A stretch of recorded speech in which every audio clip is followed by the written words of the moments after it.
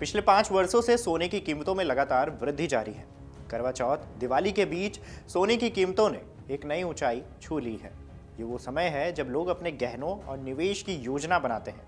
लेकिन इस साल सोना इतना महंगा हो गया है कि आम आदमी की पहुंच से बाहर लगने लगा है। सिर्फ कुछ महीनों में ही सोने की कीमतों में 60% से अधिक की वृद्धि देखी गई है और निवेशक सोच में पड़ गए हैं कि क्या यह रिकॉर्ड हाई उनके लिए अवसर है या फिर चिंता। बता दें कि दुनिया भर की अस्थिर अर्थव्यवस्थाओं, अमेरिकी फेड की कम ब्याज दरों और वैश्विक तनाव के चलते सोना अब सुरक्षित निवेश का सबसे बड़ा विकल्प बन गया है।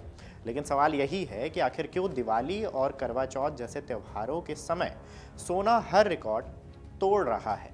तो बता दें कि ये पहली बार नहीं है। जनवरी 2008 से लेकर अगस्त 2011 के बीच यही हाल था, यानी कि यही हाल देखने को मिला था। उस दौरान सोने की कीमतों में 100% वृद्धि दर्ज की गई थी। इसके अलावा जनवरी से अगस्त 2020 के बीच में भी सोने की कीमतों में वृद्धि देखने को मिली।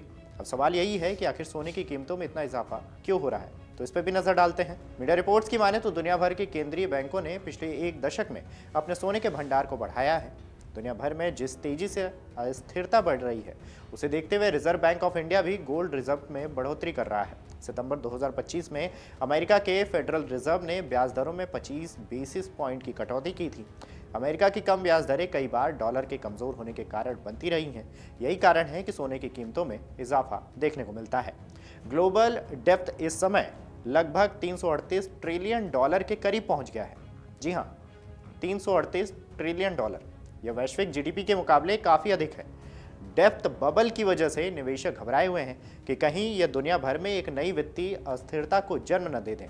यही कारण है कि सोना एक सेफ एसेट बन जाता है जिसमें जोखिम कम होता है।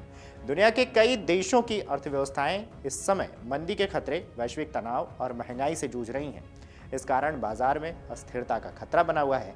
इसी वजह से कई निवेशक शेयरों या फिर बॉन्ड से पैसा निकालकर सोने की ओर शिफ्ट हो रहे हैं। विश्व भर में कई अर्थव्यवस्थाएं मंदी के खतरे, वैश्विक तनाव और महंगाई जैसी चुनौतियों से जूझ रही हैं। इस वजह से निवेशक शेयर बाजार और बॉन्ड में पैसा लगाना कम कर रहे हैं, अपने पोर्टफोलियो में सोने की हिस्सेदारी बढ़ा रहे हैं। सोना निवेशकों को जोखिम से बचाने वाला साधन माना जाता है क्योंकि इसका मूल्य इन्फ्लेशन और आर्थिक स्थिरता के दौर में भी अपेक्षाकृत स्थिर रहता है।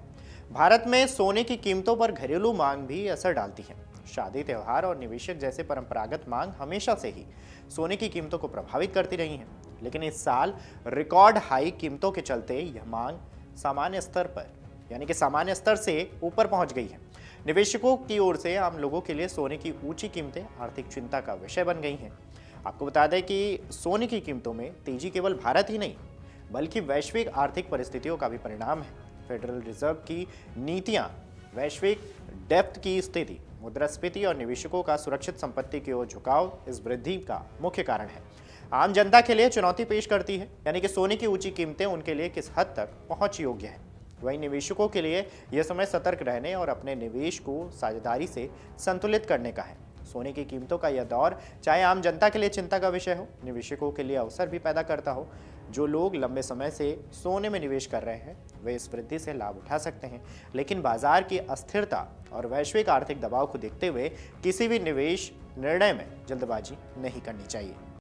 अगर आप ये वीडियो YouTube पर देख रहे हैं तो हमारे चैनल को सब्सक्राइब कर बेल आइकन दबाएं और Facebook पर देख रहे हैं तो हमारे पेज को लाइक करें।